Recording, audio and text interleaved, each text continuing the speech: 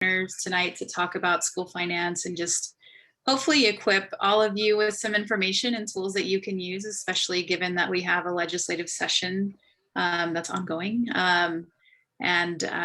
We'll just walk you through a lot of information, and please, if you have questions, feel free to drop them in the chat. I think we'll have some, I'm hoping we'll have some time for questions and answers as well.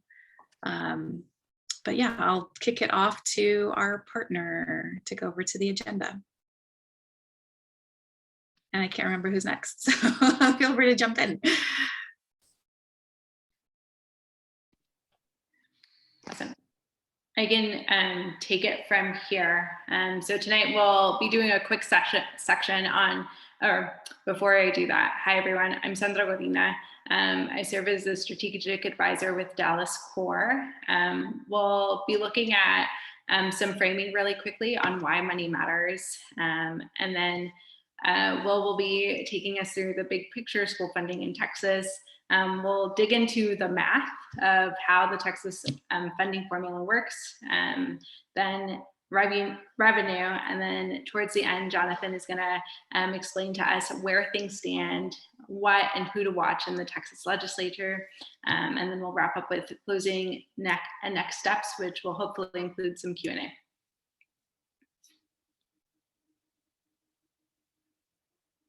Awesome. So in the chat, if you're able, we'd be curious to know what you're most interested in learning about school funding today. So if you could take the next 1 to 2 minutes to type in what it is that you're most curious about.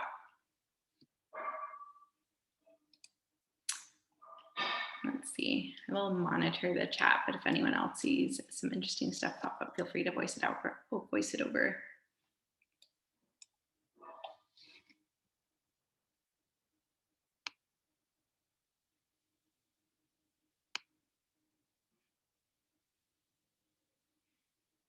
Awesome. So Nancy shared, also, hi Nancy, it's good to see you. The process through which state legislators decide budgets for specific items. If that sounds interesting or curious to you, feel free to raise up a hands up reaction. And Halika says she needs a refresher all together. If you're in that boat, feel free to raise your hand or send some sort of celebration using a reaction emoji. Ida raised her hand over video. Cool. Well, feel free to continue to drop in your questions. Sarah says it's just always helpful to hear a refresher, especially on HB3. And Emily shared that it be helpful to understand the difference in general versus dedicated revenues. And if you're not yet on mute, please feel free to mute yourself. And Ida shared that she's a newly elected board member. Congratulations. And she needs to learn everything. I don't know that you're going to walk away with everything, but we're going to give it our best shot. Awesome. So we can probably go to the next slide. So before we dig into all of the specifics of your questions, we're going to do some framing around why money matters, specifically in education systems. So what you'll find is that when it comes to spending in schools, there are really 3 factors that are related to money. One of which is how much money is available to schools and districts, then where that money is spent, and then third is how that money is spent. And so research shows that just a 10% increase in per pupil spending each year for all 12 years of public school can lead to over a quarter of more completed years of education for that student, about 7% higher wages for that student, and a 3.2% reduction in the annual incidence of adult poverty. So I'll just let you all sit with that for a minute and kind of put an exclamation point next to the idea that when students come from families who earn low incomes, the effects of that 10% increase are even more pronounced in their lives. So money matters significantly in education, and that's part of why we're having this conversation tonight. So we can go to the next slide. So here are just a couple of outcomes that came from a recent survey that Raise Your Hand Texas did among Texans to ask them how they felt about public school funding. You can see it on the screen, but I'll voice over a couple of highlights. So one big piece is that the vast majority of Texans believe and know that money is important for schools. So it's good to know that we're in good company. You'll also see on that screen that about 60% of Texans think that the public schools in their community have too little money. So we probably will find folks who agree with that on this call. And then the last bit is that in light of the stresses of the COVID-19 pandemic, 70% of Texans think public schools need more money to buy devices for remote learning. Awesome. And we can probably move on to the next slide.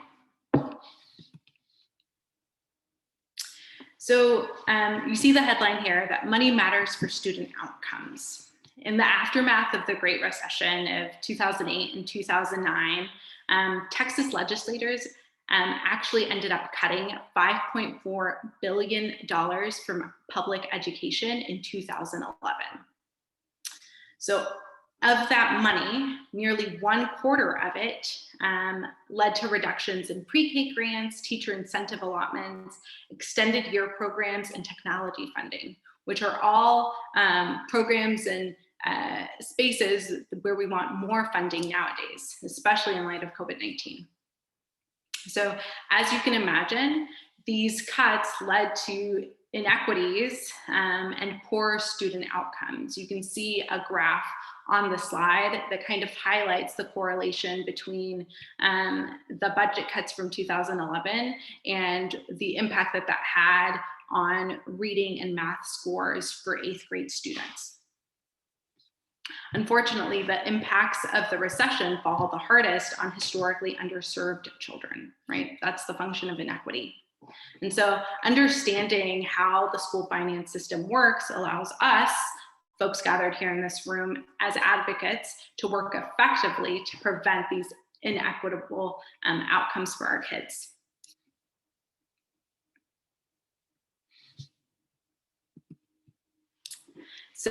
So one thing that we've brought up a couple of times tonight is that money matters, especially in the midst of the COVID-19 pandemic, right? So as the state locked down for COVID-19, we all kind of braced ourselves for the economic impact that we might feel across Texas. Thus far, state and local revenue shortfalls haven't been as large as we anticipated they might be when the pandemic first hit, but unemployment continues to be high and business activity continues to remain low. So therefore, revenue is considerably lower than it would have been in previous years or if we hadn't experienced the pandemic. At the same time, school districts and individual schools are facing higher costs related to providing distance learning, expanded learning, and additional food services for low-income families. And so it's going to be critical for us as advocates to continue to push for equitable and adequate investments for our students that are going to be necessary to weather this specific crisis.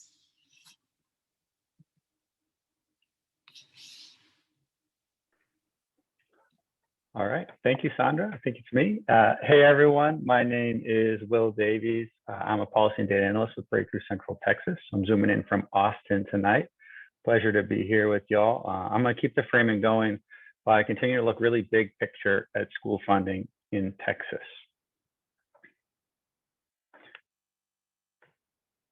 So I've got lots of graphs today. Some of this might be a refresher for y'all, maybe not. So here, this first graph shows education spending since the Great Recession, right? That was just mentioned by Sandra. And it shows annual state and local taxes for the foundation school program. So there's more to come later in the session on funding for Texas schools and exactly how that works, but the state revenue and local property taxes are combined to form this local, this Texas Foundation School Program revenue. And as you can see here, Texas has seen an overall increase in per student investment in education over the last decade. This is looking at fiscal year 2010 through 2018, but that growth has been pretty modest. And when not adjusted for inflation, you can see the total annual state and local foundation school program per student revenue increased by 22% between the recession and 2018. But when you adjust for inflation, those are those little green dashes. You can see that the investment since the big recession cuts in 2011 and into 2012 remained largely in place until 2018, which is just before HB3 came along. And what we'll see even after HB3 is that public schools in Texas remain underfunded, particularly when considering inflation-adjusted investment. Awesome. Next slide, please. So how do we compare? Unfortunately, and may not come as a surprise, Texas still ranks in the bottom 10 in the nation when it comes to per student funding. We lag somewhere between $3,000 and $4,000 behind the national average. And so, yeah, this obviously is a huge issue and exacerbates the equity concerns that have already been mentioned.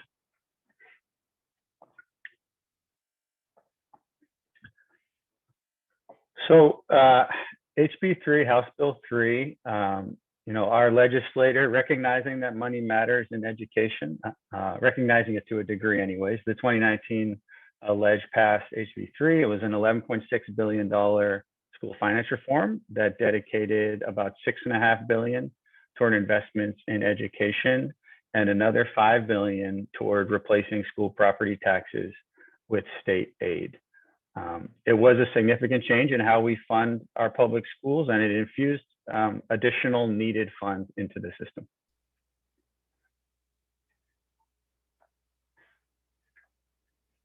Another graph for you. So here again, we can see the total annual state and local foundation school program per student revenue and how HB3 infused about 10% more funds into that foundation school program.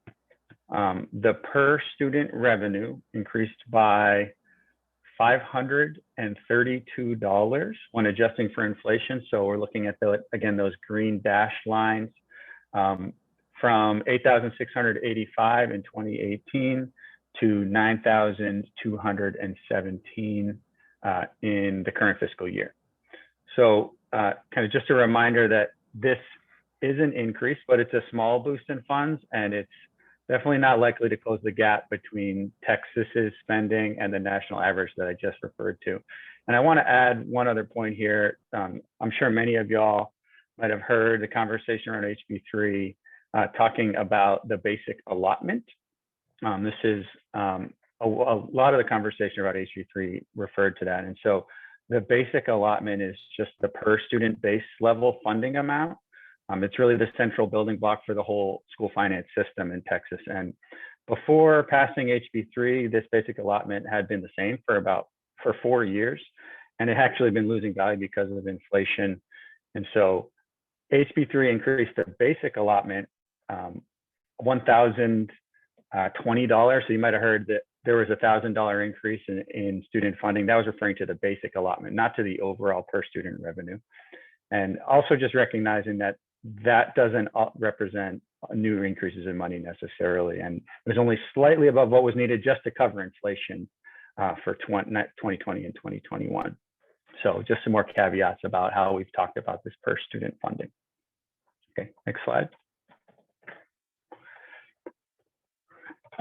Great. So, in the last year, fiscal year 2020, Texas invested $5.6 billion in public education. That's about 28% of the total state spending. You can notice only Medicaid has a larger share of the budget. That's another topic for conversation in this session, but something to note that that's also a big part of the state budget. Okay, next slide, please. And so HB3 invested in a lot of different areas, right? A lot of steps in the right direction from my 2 cents. I made some really long overdue renovations to the school finance system. It increased investment in early education, teacher salaries and incentives. There were additional funds for schools serving higher proportions of students on free or reduced lunch. And it also added additional funding for students receiving special ed services, for students in dual language programming, and also added a dyslexia allotment. And there was also some college and career readiness incentives integrated in additional funding there. We'll hear more about the formulas and how those different investments play out and what the equity implications of those are later in the presentation.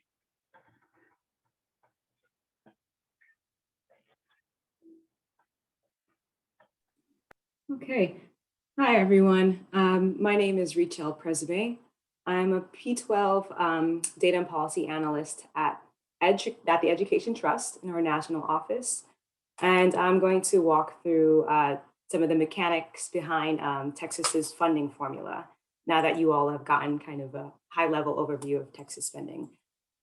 This section, I'm just going to go through this section, and for the sake of time, I'll pause at the end for questions. So, and feel free to drop them in the chat. Okay, so Texas's funding formula, also known as the Foundation School Program. This pays for the regular school program and related services like staff and instructional materials. The Foundation School Program, or the formula, also represents about like 70% of the spending on education. So it's the biggest chunk of spending on education comes from the formula. The formula also establishes allocations. Allocations is how the state decides, or the state decides, how much funding school districts and charter schools are entitled to receive. Okay, and then on the other side, there's revenue. Revenue is where the money is supposed to come from. And on this revenue side, there's a division of responsibilities between the state and the local districts. And so in this diagram, you see that the revenues grow the funding pot, and then the formula distributes that funding to districts. Okay, so generally, funding formulas work like this. There are 3 major steps. The first of which is the state uses a formula to determine how much money each district gets each year. Second, the state calculates how much funding the district is expected to contribute from local sources, usually by specifying an expected tax rate. In Texas, this year, it was about 91 cents, the expected local tax rate. And lastly, the balance of the formula amount is provided as state aid. So this is generally how the funding formula works. And we're going to dive into that first step, how the state uses the formula.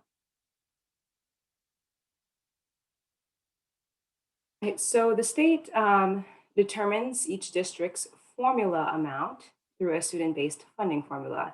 In other words, the state allocates the same dollar amount for each student with the same needs regardless of districts. Texas also guarantees school districts extra money for students with additional needs, like students from low-income backgrounds or students with disabilities. Next slide.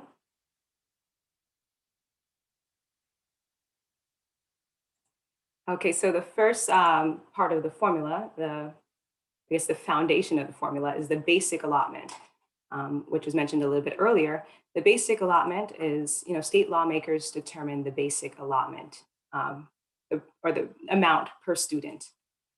This year, the current basic allotment is about $6,160 per student. And what this means is that the average student with no special needs or disadvantages would be funded at this level.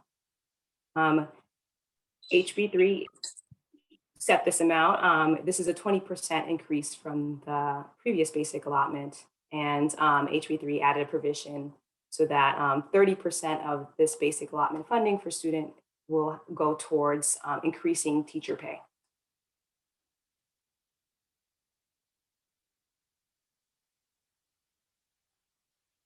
Okay, the basic allotment is then increased for students with additional needs.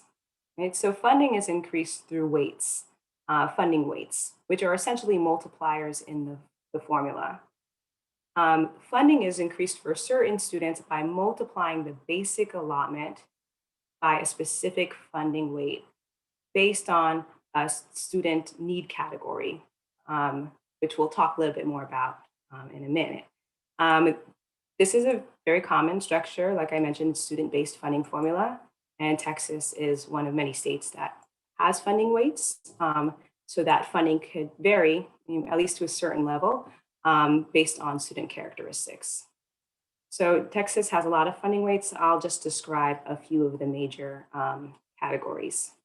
First of which is compensatory education weights, which maybe you may have heard of this term, compensatory education.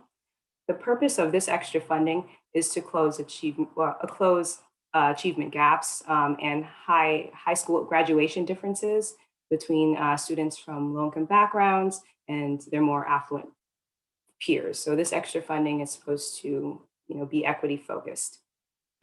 Texas provides increased funding for students from low-income backgrounds at a level that differs depending on the level of disadvantage of a student's neighborhood of residence.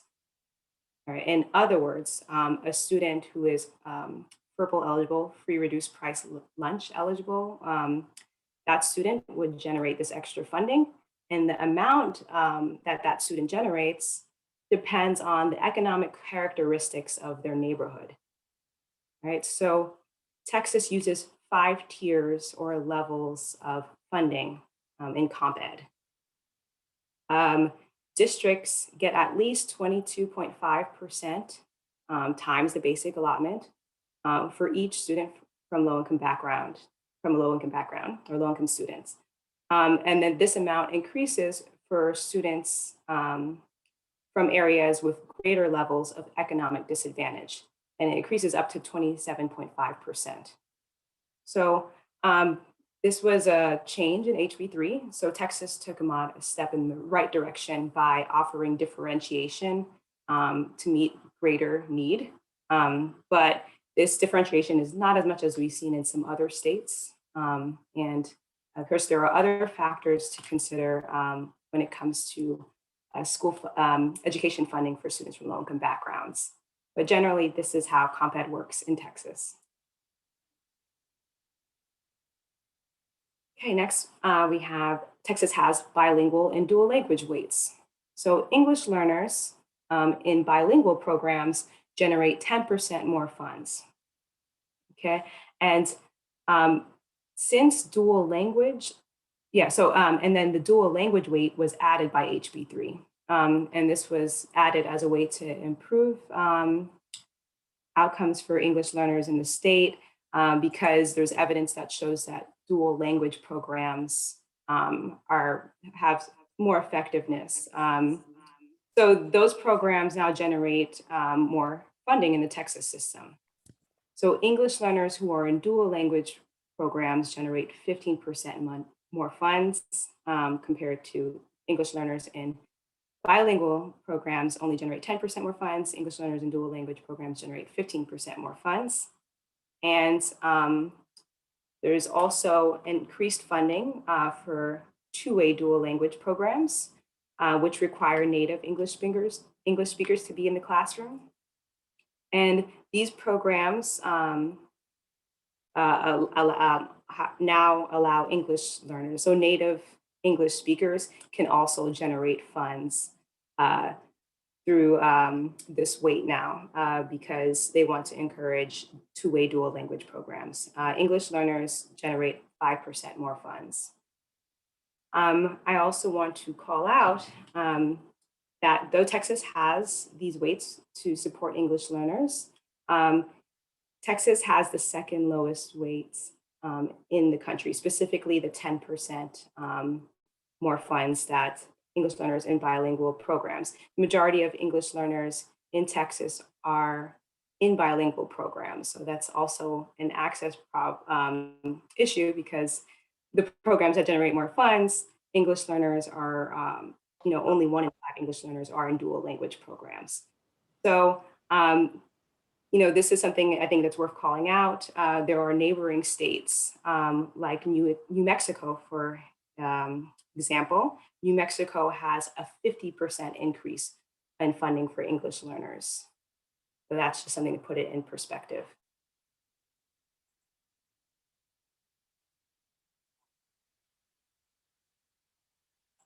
Okay. Texas also has a new early education weight.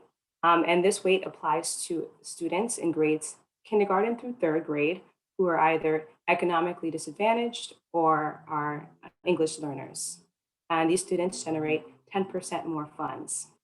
But a student who is both economically disadvantaged and an English learner generates double the funding and therefore gets 20% increase in their funds.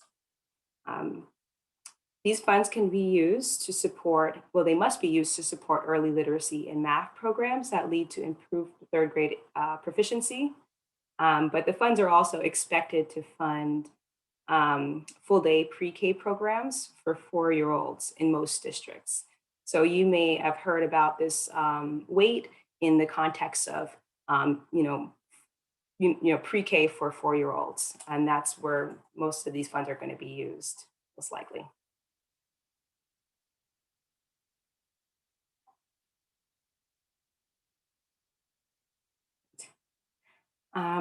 Texas also has special education weights. Special education funding in Texas is based, for the most part, is based on the amount of time that students with disabilities are served in certain instructional arrangements or settings. Most of these formulas are very different than the weights used for English learners and comp ed or compensatory education and early ed. Like you see in the slide, students in the instructional settings, like in various instructional settings, have get funding that is based on a formula that considers instructional time, but there are two weights, mainstream weight and the dyslexia weight, that is based mainly on student counts. And this is what I'm going to talk about briefly. These two weights, the mainstream weight and the dyslexia weight, are the only ones that were adjusted or added by HB3. HB3 increased the mainstream weight to 15% more funds to provide extra funding for students, special education students in the general learning environment in mainstream general education classes. And it added the dyslexia weight, which is an increase of 10% for students who are receiving dyslexia services.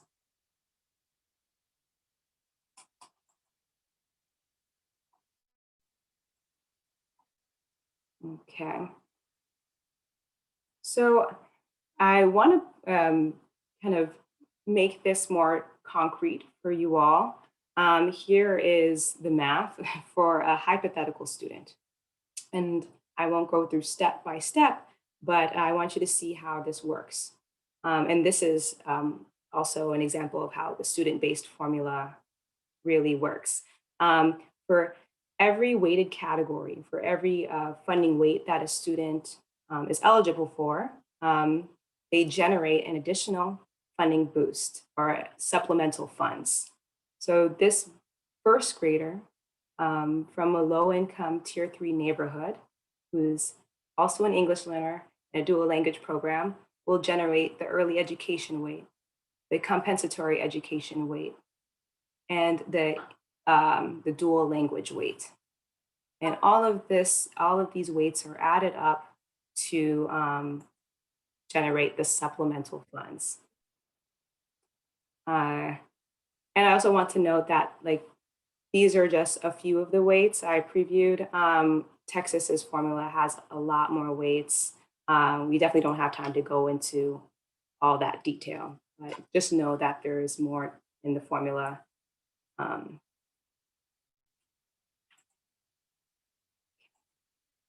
Great. All right, so now to go back to the main formula and to put it all together. We start with the basic allotment, which is the largest part of the formula. This is where we start at about $6,160 per student. This amount is applied to every student in the district. Then supplemental funds, which are based on student needs, are then added to the basic allotment. And this gives us the formula amount that every district is entitled to. And the formula amount basically just represents kind of just the foundation costs, foundational costs associated with educating Texas students, but it doesn't represent all of the cost or all of money. This just represents the formula amount.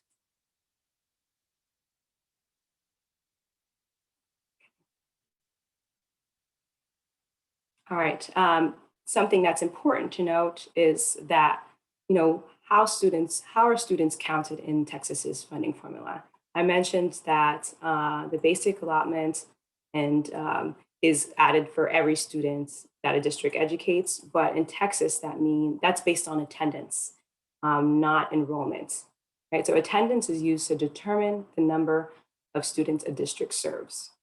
Okay, so while total enrollment reflects the amount of students that are registered in a school, attendance only, average daily attendance, or ADA, only reflects average attendance over the course of the school year. So enrollment is almost always high.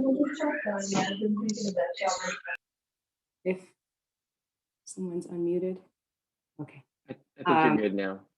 Yes. Yeah, enrollment is always higher than attendance for a number of reasons. And what that means is that funding will be allocated based on students who are actually in attendance of schools, but not all students who are enrolled. So this is particularly problematic for districts that serve, more students from low-income backgrounds or more students with additional needs, because they may face more barriers to attendance than, they face more barriers to attendance. For example, a student may have pressure to have a job, to take a job, outside of school, and that could impede their attendance. There are health reasons why a student may be absent, and disability, student disability might also impede their attendance, and family obligations like taking care of a sibling and bringing them to school could affect attendance. So there are a number of reasons why attendance, this factor in Texas's funding formula, can contribute to disparities.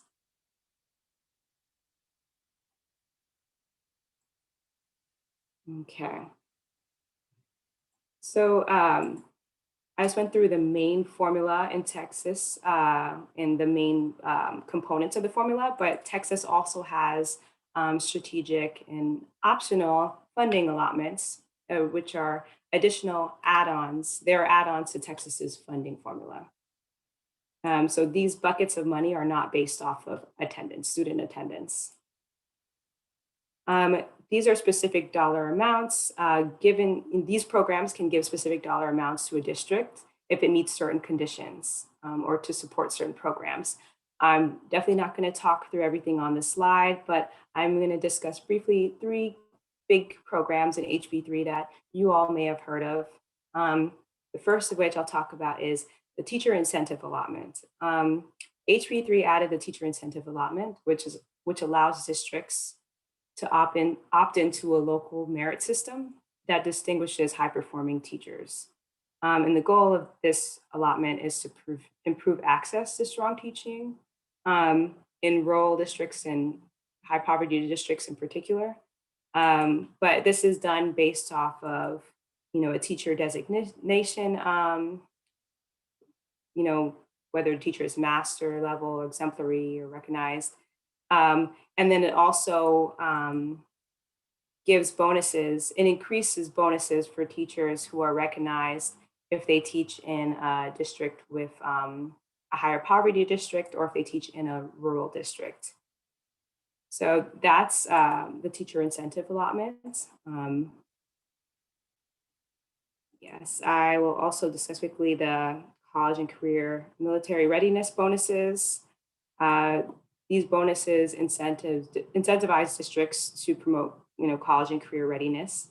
And it provides bonuses to districts for each annual graduate that they have above a certain threshold who meets college and career readiness benchmarks. And college career readiness benchmarks include the test scores on the SAT, the TSIA, certification exams, and benchmarks like post-secondary enrollment. And then the bonus amounts also are based on student characteristics, and higher amounts of bonuses are given for students with disabilities and compensatory education students. So that's something to know about. Those bonuses. And lastly, the additional days school year program as ADSY. If this amount of money allows districts to extend their school year by up to a month to accelerate learning. This is particularly relevant now as districts may look to strategies to accelerate learning amid the pandemic. And this program is mostly geared towards elementary schools, and districts are allowed discretion over what additional school day or what model they implement.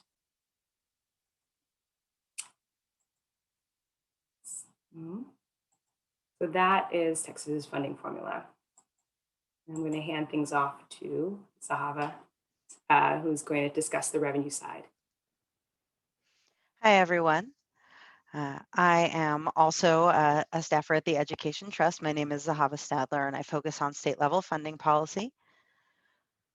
So what I'm going to be talking about here is the other side of the equation. Richelle just went through what we call the allocation side, basically how the state uses that formula to set the height of that dollar bill bar, how the state uses a formula to determine how much money the district needs for the year.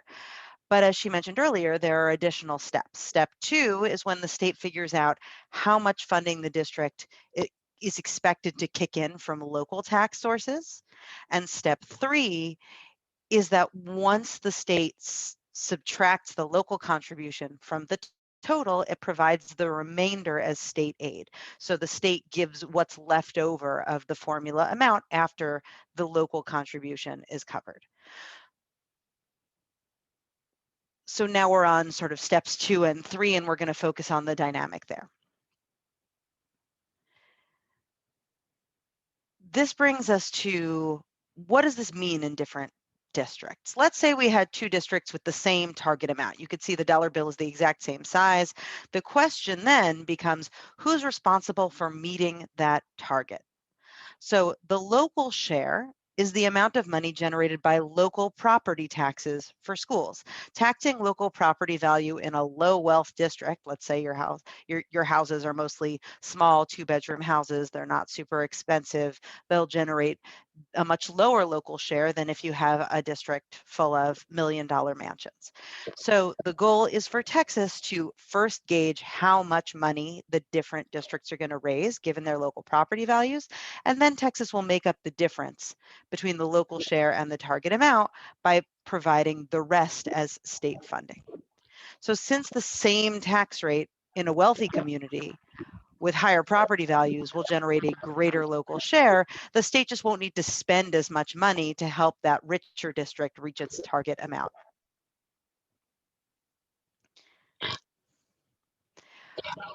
So what happens when a district's local share, the amount raised by the state mandated minimum local tax rate, raises this much?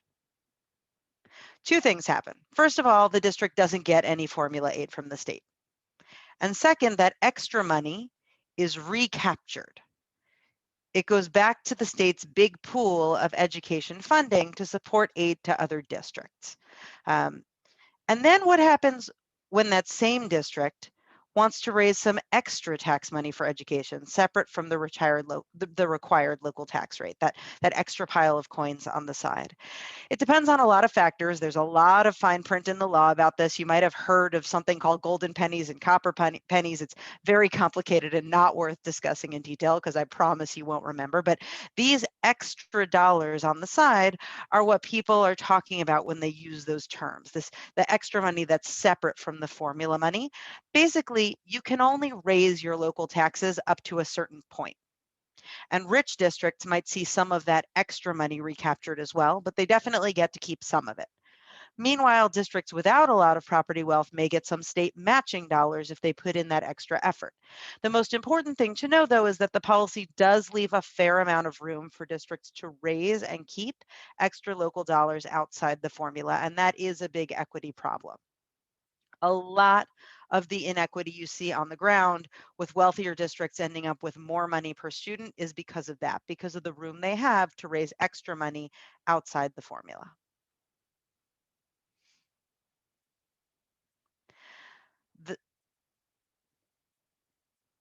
The state sets a formula maximum tax rate, and that maximum will vary from year to year due to changes made in HB3. So a goal of HB3 was to reduce property taxes. So HB3 introduced this thing called automatic tax compression, which simply put means that if as local property values go up, the local tax rate is lowered and replaced with state revenue. So if your house used to be worth $50,000 and now it's worth $100,000, you don't suddenly have to pay twice as many dollars in taxes just because your house is worth twice as much.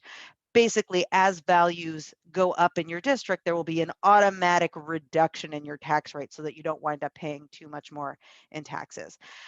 What this means actually is that the districts that are seeing the biggest increase in property values get the biggest discount. So this change cost the state about $5 billion over the last 2 years because the state has to rush in to fill the gap when local dollars go away due to tax compression. All of this is just about who pays. It doesn't increase the formula amount or send additional money to classrooms. What it just says is, as property values go up, we don't expect local districts to continue to pay commensurate with that increase. The state's going to rush in to fill the gap instead. And the higher the legislature thinks that property values will go, the more the tax rate is reduced. Also, school districts have to reduce their local tax rate once they hit a certain level of local property value growth. So that results in even fewer local property taxes collected. So this is its own equity problem because, like I said, districts that are seeing the fastest economic growth will see the greatest reduction in their property tax rates at the expense of districts where property values aren't going up as fast, that still have to tax themselves more heavily in order to generate the same kind of local dollars. So the equity concern is that it ultimately creates new divisions between high taxing and low taxing school districts, where the biggest break goes to the wealthiest districts. With tax compression, HB3 reduced recapture, that thing where wealthy districts pay more into the state. So it reduced recapture by approximately $3.5 billion over the course of this biennium.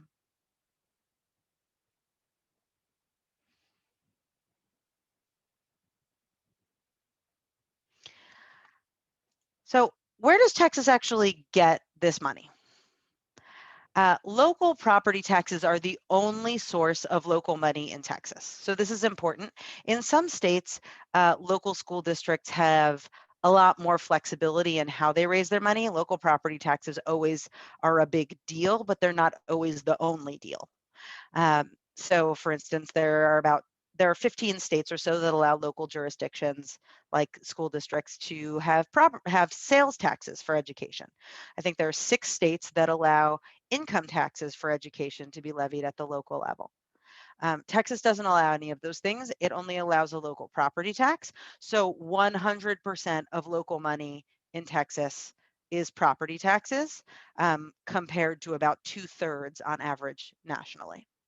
On the state level, the vast majority of state revenue for education, just like the vast majority of state revenue in Texas, period, is sales taxes. So as you may know, Texas has a constitutional ban on an income tax. It also has a constitutional ban on a state level property tax. So the vast majority of taxes at the state level in Texas are sales taxes. A little slice is severance taxes, which is a fancy way of saying taxes on oil and energy. And a little bit has to do with, licensing fees. But the vast majority of it is sales taxes. So when you think about what powers school funding in Texas, it is local property taxes and state sales taxes almost entirely. So that's the end of the revenue side of the equation. And with that, I will send it over to my colleague, Jonathan, to talk a little bit about current events.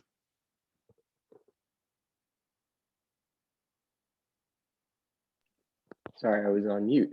Thank you, Zahava. That was amazing. I'm gonna keep encouraging folks to please drop questions in the chat. We're gonna keep her here as long as she's willing to stay with us. And this will be the last kind of section before we really open things up more for Q&A and hopefully some back and forth.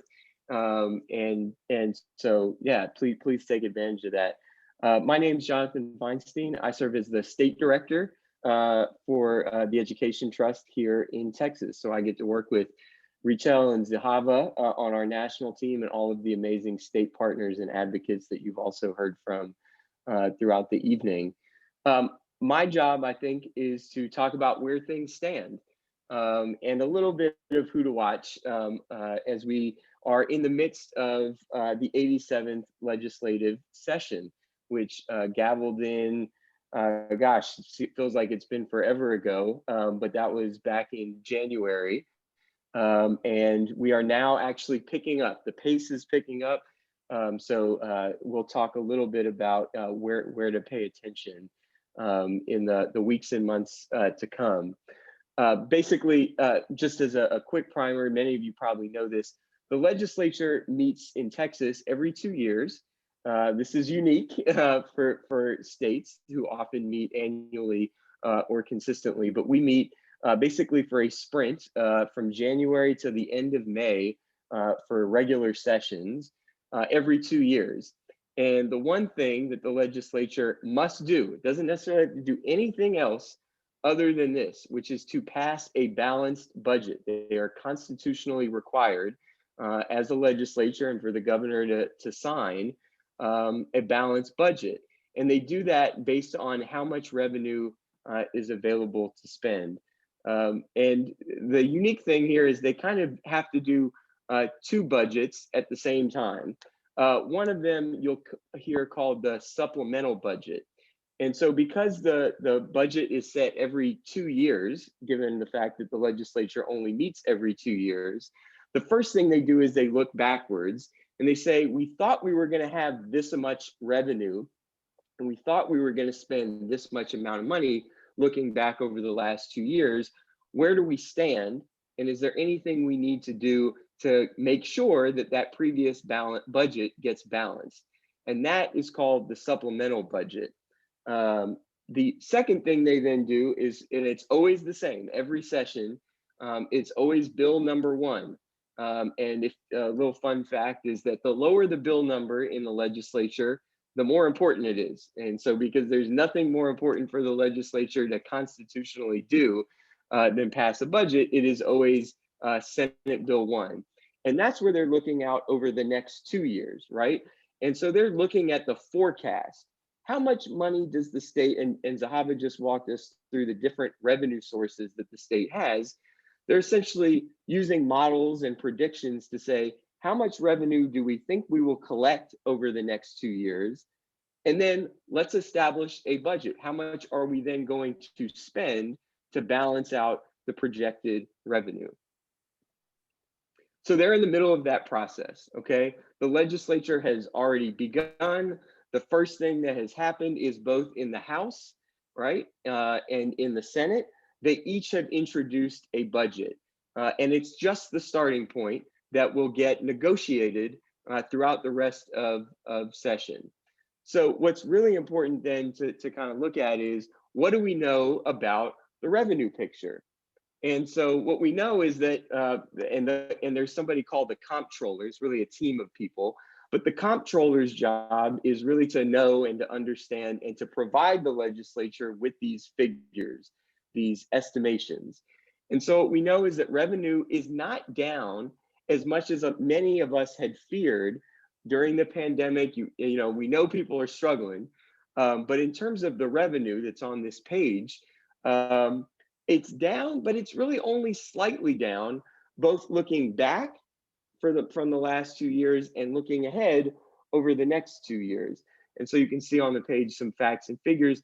Revenue's down about $1 billion looking back over the previous 2 years.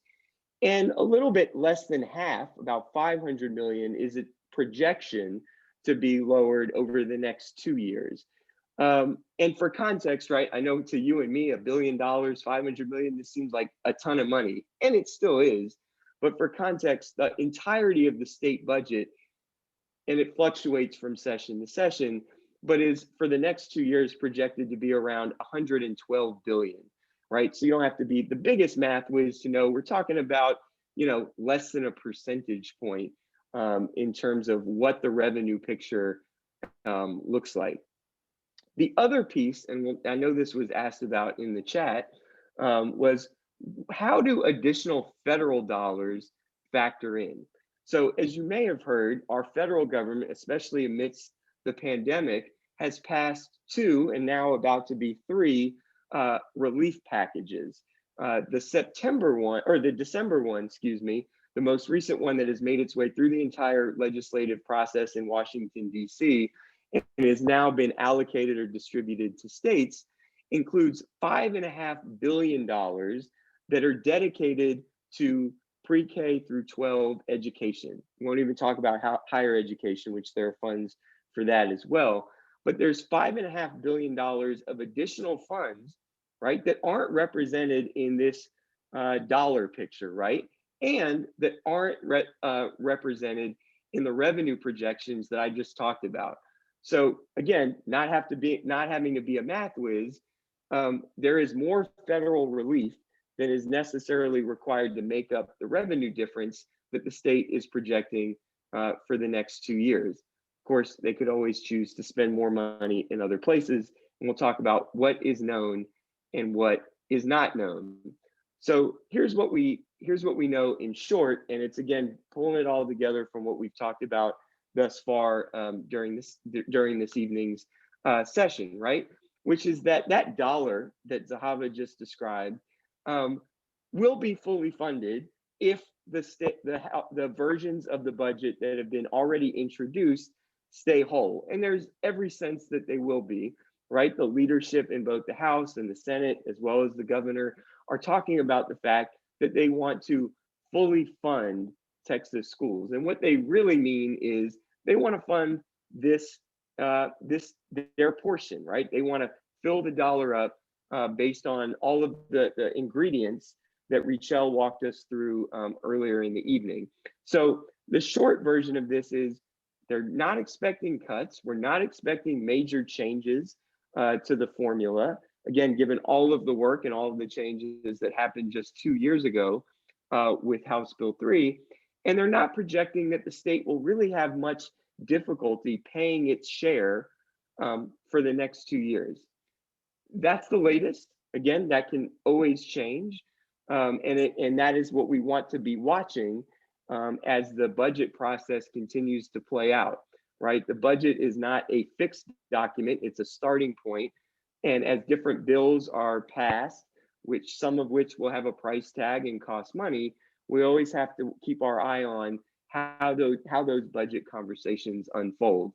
But this is how most people are reading what has happened so far. The other thing I saw asked in the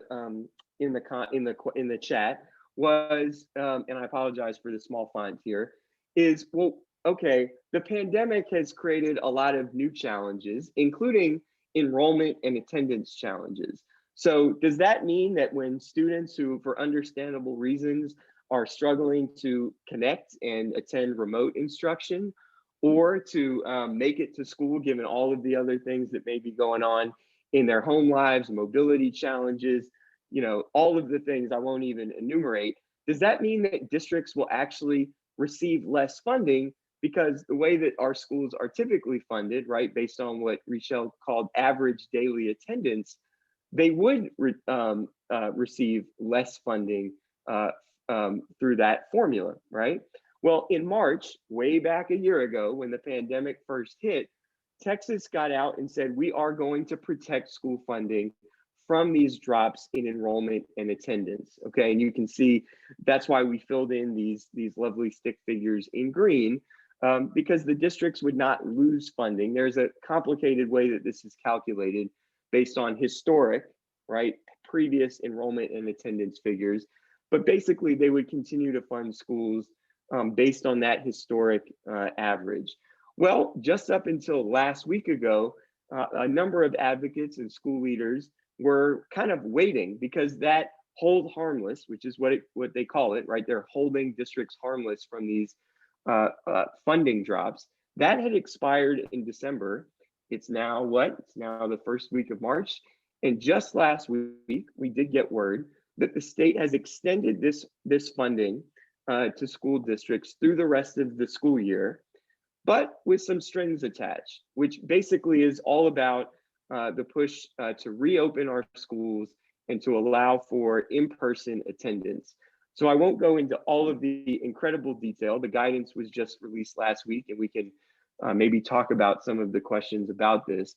But essentially, if they, number one, allow for in-person attendance, and number two, if they maintain a certain level of in-person attendance throughout the rest of the school year, they will in fact maintain the hold harmless funding that they had previously received since the onset of the pandemic. So now we know that, but we didn't know that until about a week ago.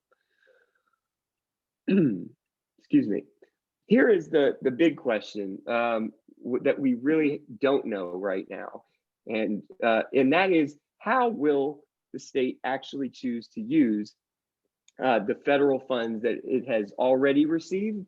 And I think new question marks about federal funds that the state is likely to receive over the next couple of weeks or month, right? And so the reality is that the state has a large degree of flexibility about whether or not they want to replace. You may hear the word supplant as well. It's just another fancier word for replace.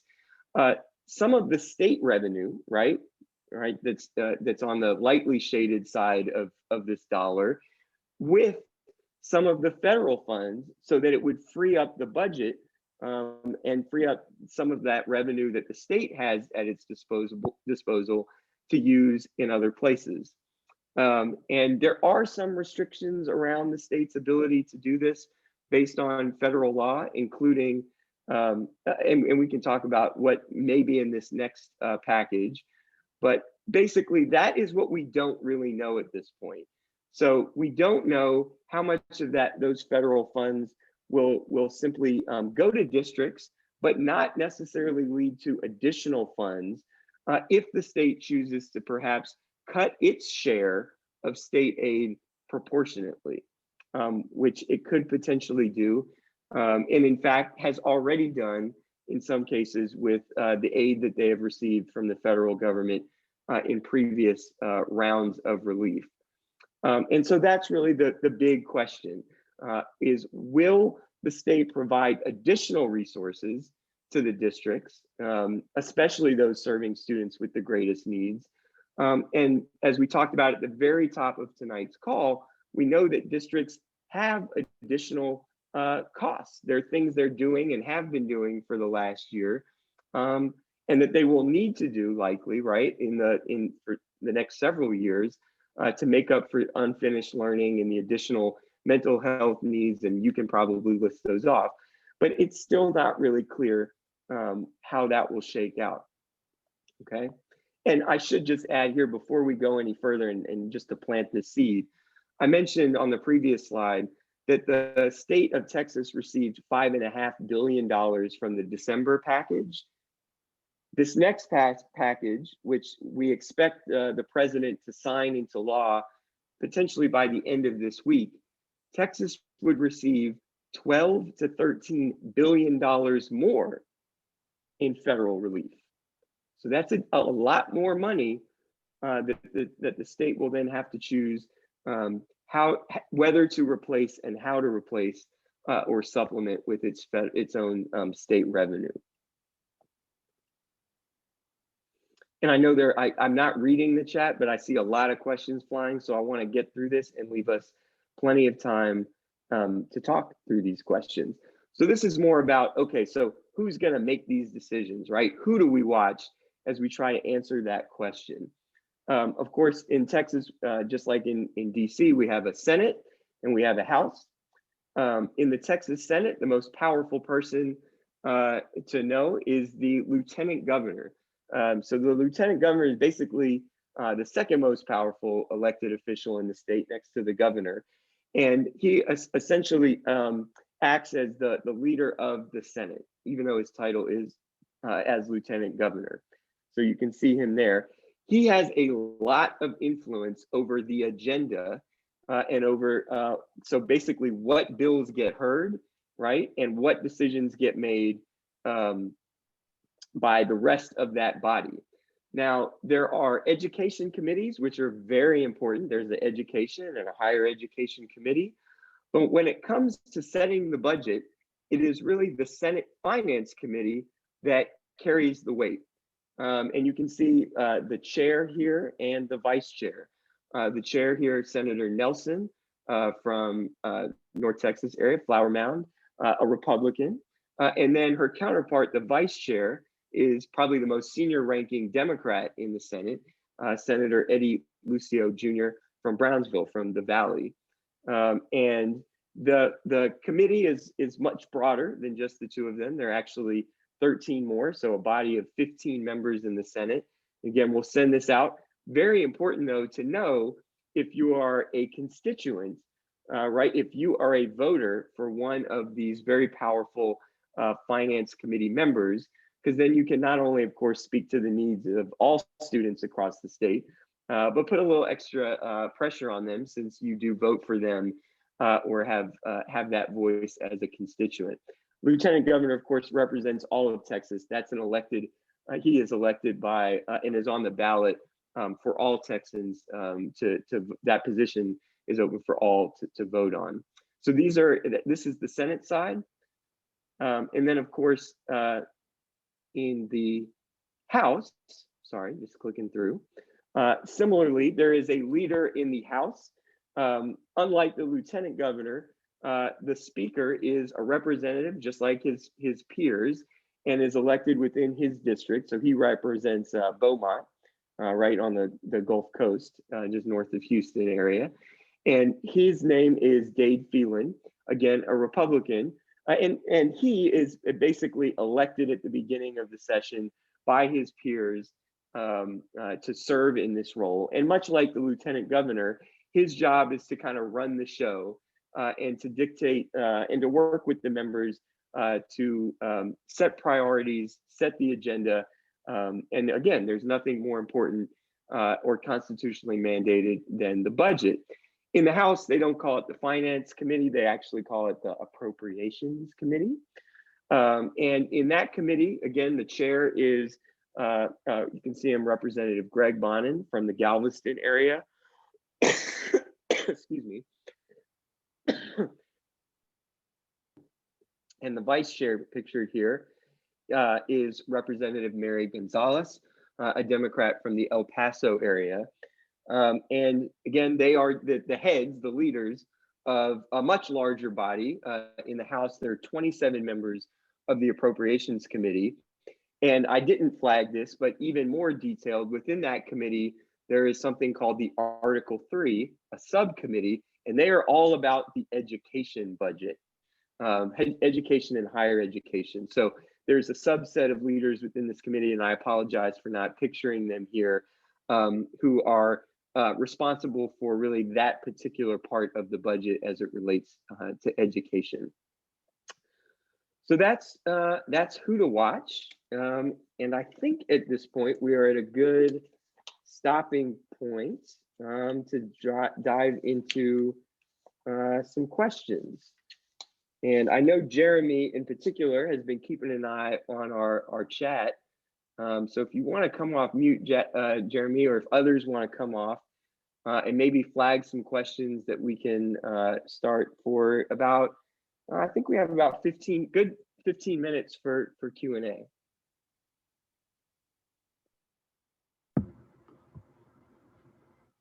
Hey, Jonathan, if you can clarify again what the $12 billion that you referenced, would that be going to just education from the new federal bill Yep. maybe being passed? So that $12 billion figure, and we don't have the exact final numbers, but just ballpark it. That is, and it's called the ESSER Fund, which is Elementary and Secondary Education Relief. That is exclusively for K through 12 education. So there's a much bigger pot of money, for example, that will go to the state. This is a new part that has not been allocated from previous rounds of relief. And there will be restrictions on that, but there's state and local aid as well. And we're waiting again on those numbers. That could be as much as $27 billion, I think the last time I saw.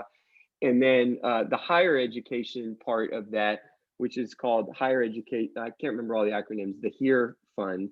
That money goes directly to institutions. So it's a little bit different. That will go to all of our colleges, community colleges, 2 years, 4 years, technical institutes.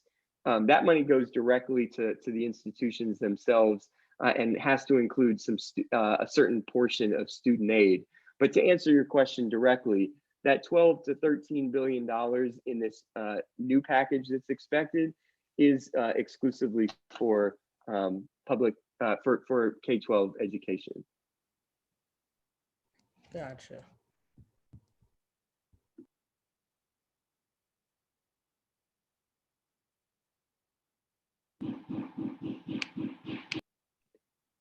I know there were a lot of questions. So please, other speakers, facilitators, if you flagged any, please read them out so we can make sure to get them answered. Jonathan, there was some discussion in the chat about the hold harmless and the relationship to in-person attendance. So, you know, that there's a requirement to have some in-person instruction. And there was a question, do any school districts in Texas not have that at this point? Isn't that sort of a given? My understanding was that after a certain point in the year, districts will have to maintain not just some in-person instruction, but a certain level of students actually coming into the building. Is that right? That is right, and I will tell you, and you've looked at it too, Zahava, it's very complicated. It varies by 6-week increments. I think we can probably pull the guidance up in the chat for people who want to dig into that level of detail. But yes, I think, and I'm looking at the chat now, you may have already addressed this, but I think that there's a certain threshold that districts are going to be expected to maintain based on, I think, the October numbers. So there's a little bit of there's a big gamble here, right? Which is we're all hoping and praying that that the public health situation with the virus improves and doesn't worsen across the state. But there is always that possibility, and we certainly hope that that is not the case, that even for districts that have been offering in-person instruction, they may have to pull back on that. And again, there is very detailed guidance, and thank you, Richelle, for throwing it in the chat. You may have to scroll down. I can't remember, it's somewhere deep into the pages, but this was, I believe, the March 4th guidance. It literally came out, I think that was Friday. So I haven't even had the chance to fully digest it.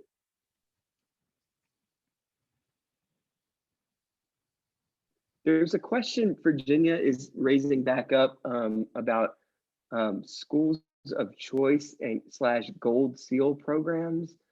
I am not necessarily familiar with the terminology here. So I'll invite my co-hosts if they are, or Virginia even, if you want to expand on that question, maybe we can get an answer. Sure. Let me pull up the page real quick and see if I can get a better definition for you here.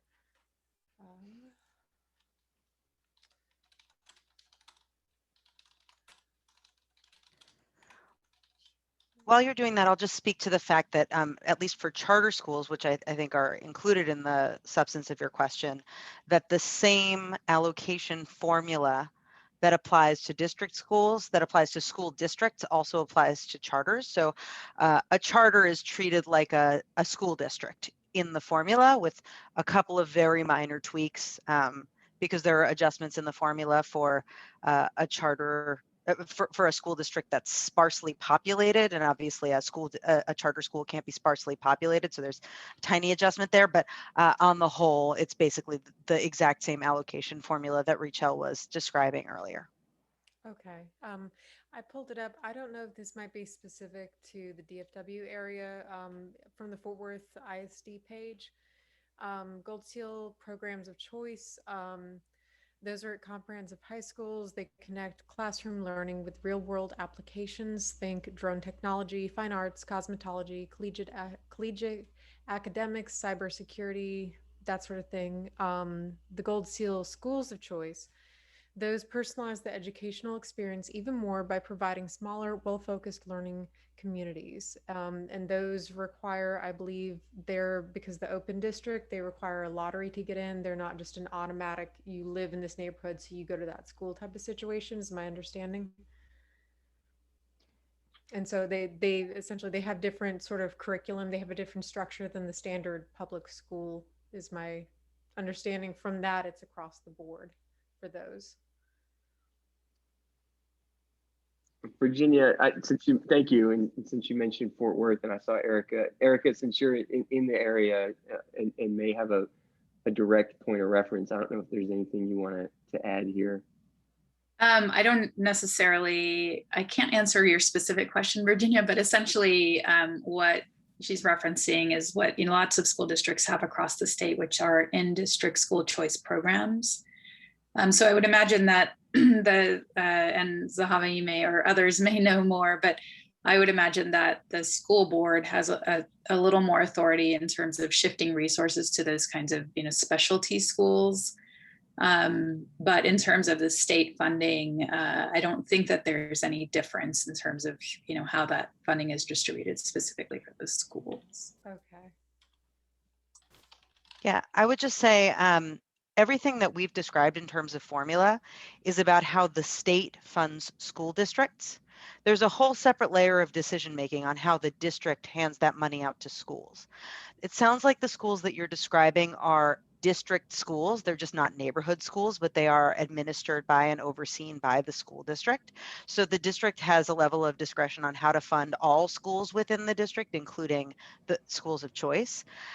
There are two kinds of charter schools in Texas. Some charter schools are authorized by the district and some are authorized by the state. If a charter school is authorized by the district, it's counted as a district school. It's funded the exact same way. The local money works the exact same way. The state money works the exact same way.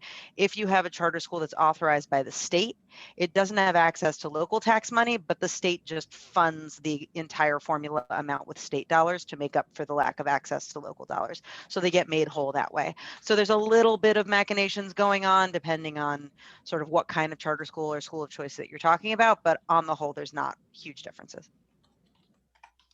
Okay. All right. Well, thank you. Thanks for your question.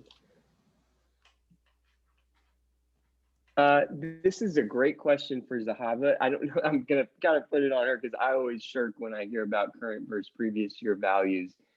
Zahava, did you follow that during the House Bill 3 debate? I followed it when it was being debated. I don't know how it's shaken out for districts. The question here is basically what assessment of property value is factored into the formula for the purposes of the local contribution. Is it this year's value or last year's value? There was a debate about switching to this year's value to basically so that we were reflecting the most accurate and capturing the most accurate real-time values of properties, because in some districts property values are changing so fast. I don't know whether it's hurt school districts. I assume by hurt school districts you mean has required a greater local contribution from districts seeing fast increasing property values. So I haven't tracked the sort of trend there, but I will note that even as they've switched the valuation timeline there, they've also added the tax compression. So the faster your property is appreciating, the more your tax rates are going to go down, and the tax bill is not going to go up nearly as much as you might have expected before HB3 came in with tax compression, which is all kinds of double-edged sword when it comes to equity, but these things are sort of a push-pull and they're offsetting each other. Some other great questions in the chat here. Karine asks, do you think there's a chance for any additional funding attention to teacher recruitment and retention from the state level, not necessarily tied to teacher incentive allotment? Anecdotally, it seems COVID has advanced flight out of the profession. I don't know if anyone else on the call wants to take that or has been watching any of that. I'm happy to offer, but we'll open it up to others first.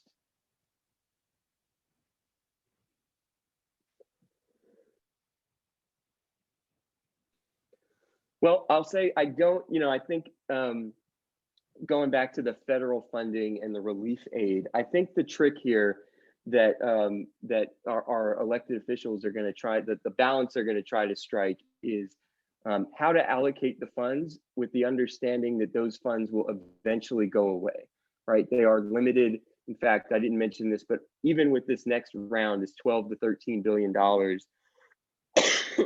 they will have to spend that money by September of 2023. So we're really talking about over the next, 2+ school years. And so that creates obvious challenges, right, in terms of, new positions and being able to keep those people paid over the long haul. That doesn't mean there wouldn't be other efforts. For example, there's some bills that have been filed that are related to low-hanging fruit, I would call it, but loan forgiveness, for example, increasing loan forgiveness for for current teacher candidates or even for recently graduated teachers who are now in the profession, to help keep them in the profession and to make that more sustainable. There's some other innovations I think that are also being offered that would be a short time use of funds. I don't know that it answers your concern, but nationally, and we're going to see bills filed before the end of the week that would propose creating what would be basically a tutor corps. So engaging aspiring and potentially even current teachers, technical teacher aides, paraprofessionals, and perhaps even community-based or after-school providers to do some intensive, targeted, and evidence-based tutoring, right, to accelerate learning and make up for unfinished learning. So that's another potential revenue stream that that could help support at least some front-end recruitment and keeping people in the pipeline. And so stipends could be a use of some of those funds.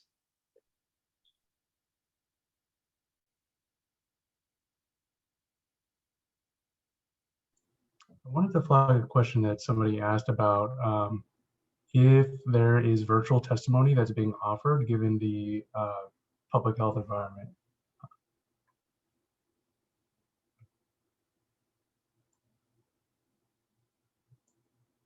Advocates, I know we're all trying to navigate this and learn kind of what we can and can't do. I do know that the House has a portal up, and so they are inviting Texas residents to submit written testimony. There's some character counts, but you can submit it that way, and it'll go to committee members. You can always directly contact legislative offices, and a lot of advocates are doing both to provide written testimony, both directly via email as well as through the portal. I know that there are some pretty tight restrictions on providing in-person testimony. I believe, y'all correct me if I'm wrong, but I think the last I heard, the Senate is only taking in-person testimony. They're not doing any virtual testimony, at least not in uninvited virtual testimony. But that's a good question, Denise, and something that we can certainly follow up with, and that we will try to follow up with all of you on, should you be interested in not just having this information, but taking action, some opportunities and some more detailed information about how and when to do that. But I invite others to chime in. I would just add that, great question, like big deal, right? That like we can't participate in the process. That's supposed to be a public process. So I know that our friends at Every Texan have a campaign. They just sent an email today about it, actually, to encourage folks to reach out and start, doing a lot more advocacy on making sure that the public has access to virtual testimony and things, just generally like transparency in the process. So I can drop the link in the chat if someone hasn't already done that. I think Will got to it, so thank you, Will, for that. We maybe have time for maybe one, maybe two more questions. So Jeremy, if there are any we haven't caught, or others who want to come off mute just to make sure they get it answered.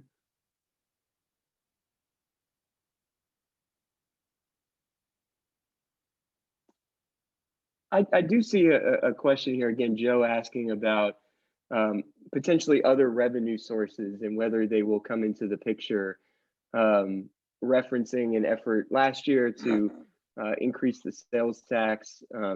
There was talk, I don't know what the current status is, of potentially some new revenue sources specific to gaming. Again, I don't know if others have heard or have a take on that.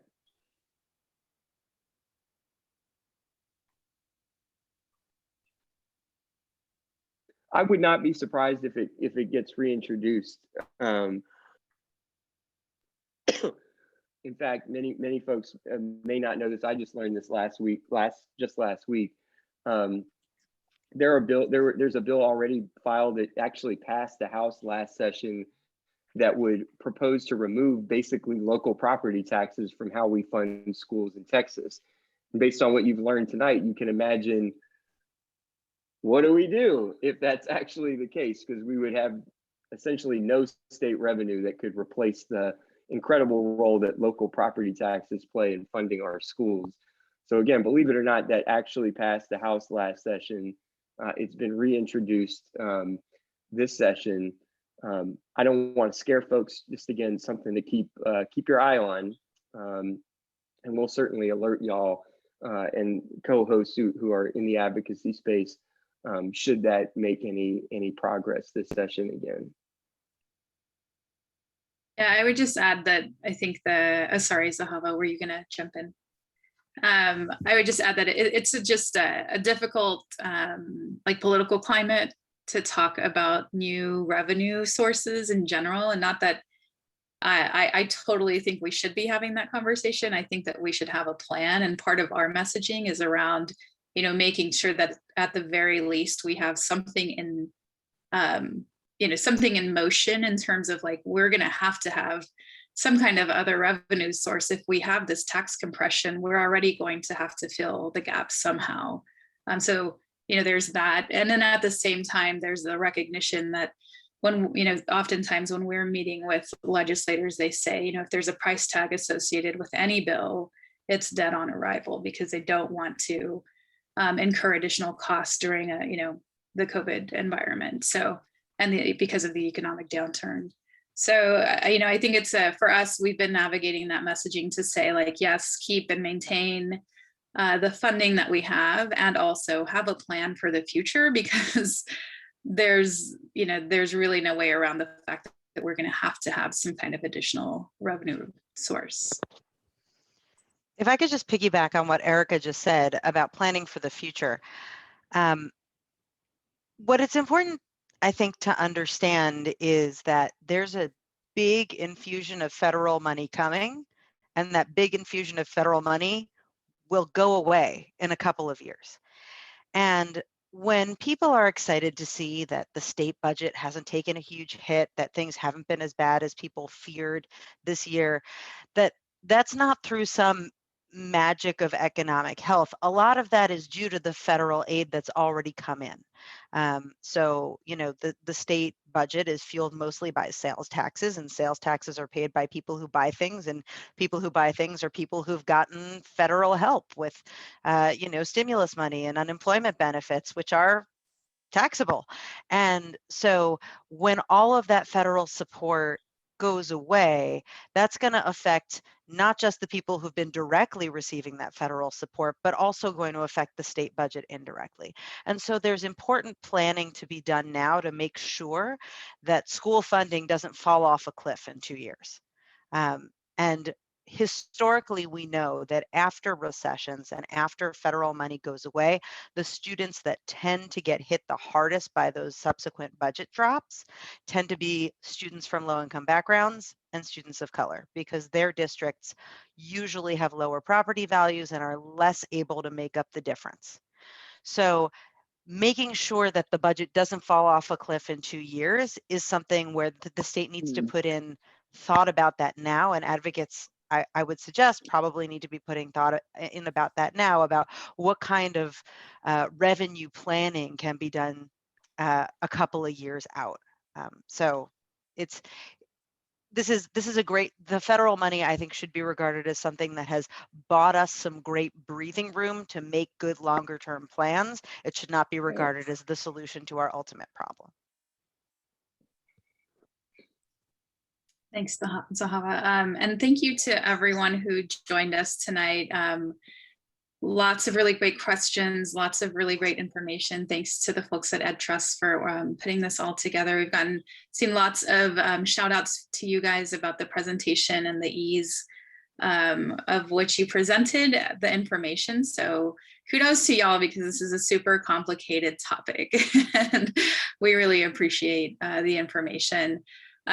We don't have any formal next steps necessarily, but I wanted to encourage our partners. So just to name them, because I neglected to do that in the beginning. So I'm with Leadership ISD. We obviously have the Education Trust. Dallas Core is represented by Sandra, the Breakthrough Collaborative with Will. We have Houston One. And then, am I missing? Oh, sorry, Mi Familia Vota. Liz is representing Mi Familia Vota. So it was really awesome to just come together and be able to collaborate with this. And I would encourage you guys to follow us on social media. So if you guys are partners, if y'all don't mind putting in your handles or websites that we can follow, that would be awesome. And then if you're interested in actually contacting your legislator, we have a phone to action campaign that I'm dropping in the chat, where you can actually email, just with a click of a button, email House Appropriators, the House Appropriations and the Senate Finance Committee, asking them to use the federal funds in addition to state funds, not instead or in place of. So if that's an issue that's important to you, we would encourage you to send an email today. But otherwise, yeah, just thank you guys so much. We'll share the slides in the recording, as Jonathan has said in the chat. And if any of the other partners want to announce any other events or drop anything else in the chat, please feel free to do that. We're just encouraged by the fact that we had about 45 people listen in to a school finance conversation. So we're glad to be in good company with all of you and look forward to staying in touch, and just appreciate your time. Thank you guys. Have a great night.